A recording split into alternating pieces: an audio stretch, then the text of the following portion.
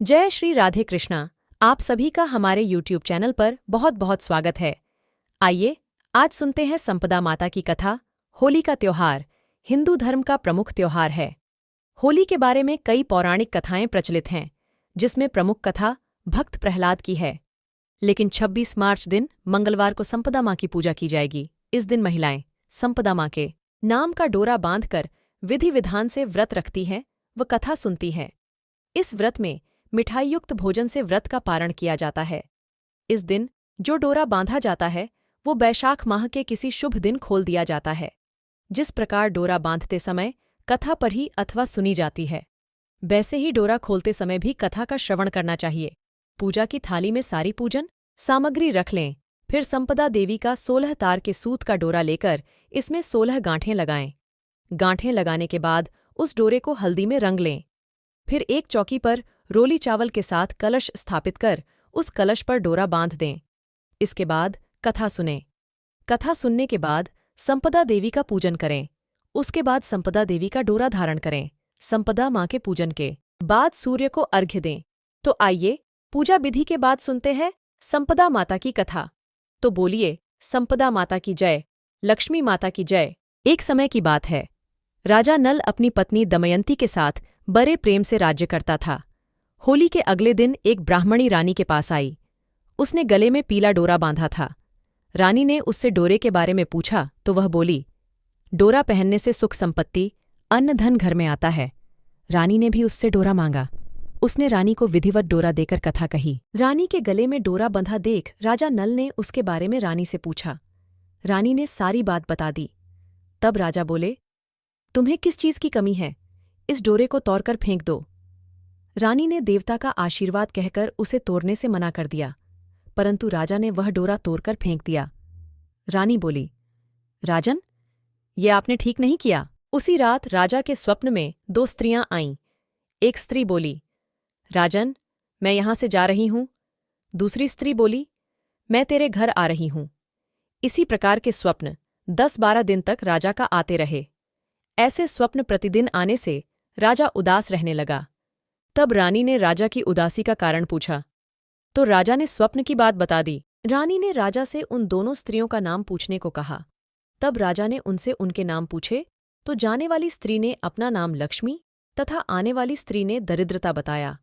लक्ष्मी के जाते ही सब सोना चांदी मिट्टी हो गया। रानी सहायता के लिए अपनी सखियों के पास गई, परंतु उनको उस हाल में देख कोई भी उनसे नहीं बोला। दुखी मन से राजा रानी 5 वर्ष के अपने पुत्र को साथ लेकर जंगल में चल दिए। रास्ते में चलते चलते उनके पुत्र को भूख लगी। वो भूख से व्याकुल हो उठा तो रानी ने राजा से कहा, राजन, यहीं पास ही में एक मालिन रहती है जो मुझे फूलों को हार दे जाती थी। उससे थोड़ा छाछ दही मांग लाओ। जब राजा मालिन के घर गया तब वह मालिन दही बिलो रही थी। राजा के मांगने पर उसने कहा, जाओ यहां से, हमारे पास तो छाछ दही कुछ भी नहीं है। राजा खाली हाथ लौट आया। आगे चलने पर एक सर्प ने उनके पुत्र को डस लिया और उसकी का मृत्यु हो गई। रानी अपने पुत्र के विछड़ जाने से बहुत दुखी हो गई और दहाड़े मारकर रोने लगीं। तब राजा ने रानी को धैर्य बंधाया और आगे चल दिए। आगे चलकर राजा जैसे तैसे 2 तीतर मार लाया और उन्हें भूना। वे भूने हुए तीतर भी उड़ गए। रास्ते में एक नदी पड़ी तो राजा स्नान कर धोती सुखा रहा था कि धोती भी उड़ गई। तब रानी ने अपनी धोती फाड़कर राजा को दी। वे दोनों भूखे प्यासे ही आगे चल दिए। मार्ग में राजा के मित्र का घर था। वहां जाकर उसने मित्र को अपने आने की सूचना दी। मित्र ने दोनों को एक कमरे में ठहरवाया। वहां मित्र ने लोहे के औजार आदि रखे हुए थे। दैवयोग से वे सारे औजार धरती में समा गए। चोरी का दोष लगने के कारण वे दोनों रातों रात वहां से भाग गए। आगे चलकर राजा की बहन का घर आया। बहन ने एक पुराने महल में उनके रहने की व्यवस्था की। सोने के थाल में उन्हें भोजन भेजा गया, परंतु वे थाल मिट्टी में बदल गए। राजा बड़ा लज्जित हुआ। थाल को वहीं गार कर दोनों फिर चल पड़े। आगे चलकर एक साहूकार का घर आया। वह साहूकार राजा के राज्य में व्यापार करने के लिए जाता था।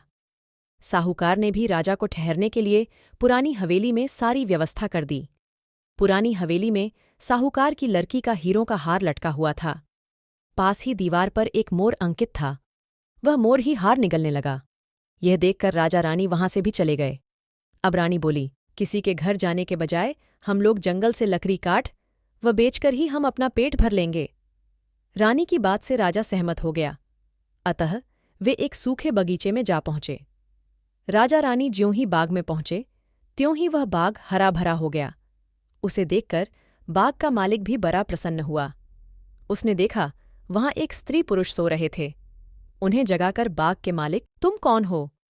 राजा बोला, मुसाफिर हैं, मजदूरी की खोज में इधर आए हैं। यदि तुम काम पर रखो तो हम यहीं मेहनत मजदूरी करके पेट पाल लेंगे। तब उस बाग के मालिक ने उन दोनों को अपने यहां नौकरी पर रख लिया। एक दिन बाग की मालकिन संपदा देवी की कथा सुन डोरा ले रही थी।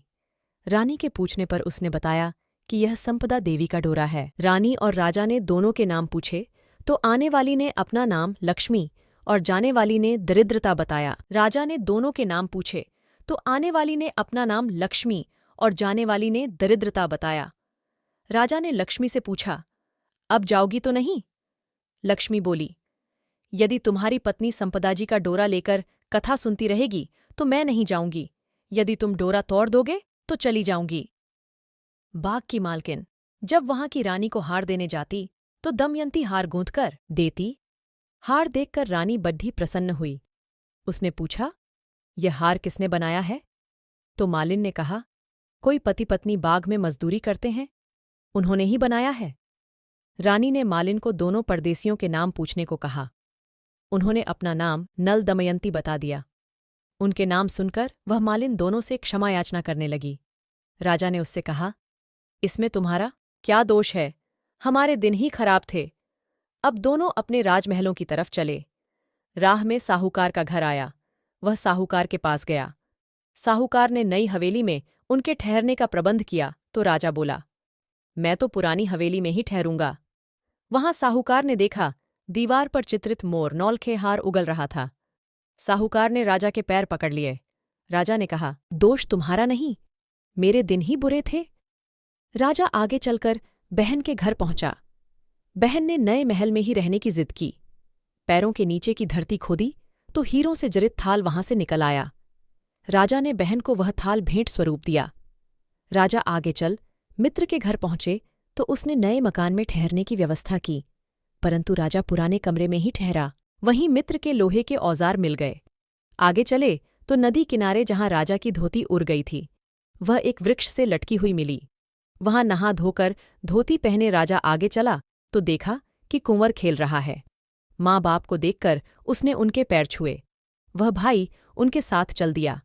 नगर में पहुंचकर राजा की मालन दूरबा लेकर आई तो राजा बोला, आज दूरबा लेकर आ रही हो? उस दिन छाछ के लिए मना कर दिया था।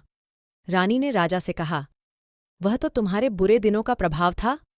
जब वे दोनों महलों में गए तब रानी की सखियां धन धान्य से भरे थाल लिए गीत गाती आईं। नौकर चाकर सब पहले के समान ही आ गए। संपदा माता का डोरा बांधने के कारण ही यह सब फल प्राप्त हुआ। इसलिए सभी को श्रद्धापूर्वक माँ संपदा जी की पूजा करनी चाहिए और स्त्रियों को कथा सुनकर माता के पूजन करके है यह डोरा धारण करना चाहिए। तो आपको यह कथा कैसी लगी? कमेंट्स करके जरूर बताइए। जय श्री हरि राधे राधे।